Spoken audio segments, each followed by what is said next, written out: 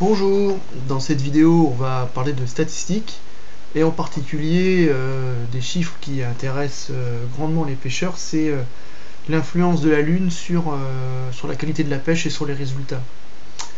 Alors au départ j'avais créé une statistique qui calculait les phases lunaires vis-à-vis des bredouilles, par exemple pour pouvoir savoir si les bredouilles avaient un lien avec la phase lunaire. Et j'ai ensuite complété ces statistiques en regardant pas seulement la bredouille, mais en regardant d'autres paramètres. Donc c'est ce qu'on découvre ici dans le bilan des phases lunaires. Vous voyez que j'ai regardé l'état de la Lune et l'efficacité moyenne par critère de taille, de poids, de nombre, d'activité alimentaire et bredouille pas bredouille. Vous voyez, c'est assez complet comme statistique. Ça permet par exemple dans le premier cas de calculer l'efficacité moyenne par critère de taille, c'est-à-dire que on regarde quelle est la taille en centimètres des poissons par heure en fonction de chaque phase de la Lune. Alors les phases de la Lune sont déclinées de 1 à 30. Alors les puristes remarqueront que le cycle lunaire c'est pas 30 jours mais 29 jours, 12 heures et 44 minutes, soit 29,53 jours, donc la statistique n'est pas tout à fait exacte, mais c'est difficile de faire autrement. Alors par exemple ici, qu'est-ce qu'on regarde? L'efficacité moyenne par critère de taille, bon on remarque pas grand chose, faut pas trop se fier aux grands chiffres comme ça, c'est souvent un biais statistique. La moyenne a l'air assez stable, on remarque pas grand chose. Peut-être ici le 10e jour, une statistique un peu plus faible. Bon.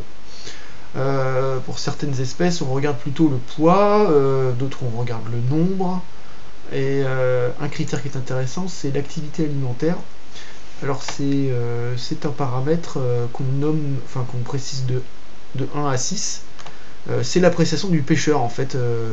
Grosso modo, c'est est-ce que ça mord, oui ou non, et mettez une échelle de 1 à 6. 6 étant ça mord beaucoup, au maximum, et 1 ça mord très très peu.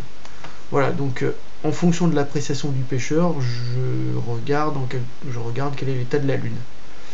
Donc là, on s'aperçoit que c'est plutôt le 12e jour, là, il y a l'air d'avoir un creux, mais c'est pas spécialement marqué. Après, on peut, pour chaque statistique, regarder pour chaque mode. Par exemple, la truite, en apparence, ça a l'air plus sensible à la Lune. Donc là, dans mes propres statistiques, le 17e jour n'a pas l'air très bon en termes de nombre de truites capturées. Le 17e jour, c'est 2 jours après la pleine Lune. Est-ce qu'en termes de taille, c'est vrai aussi? Est-ce que le 17e jour donne le même résultat? Bah ouais, le 17e jour, visiblement, je prends jamais rien. Donc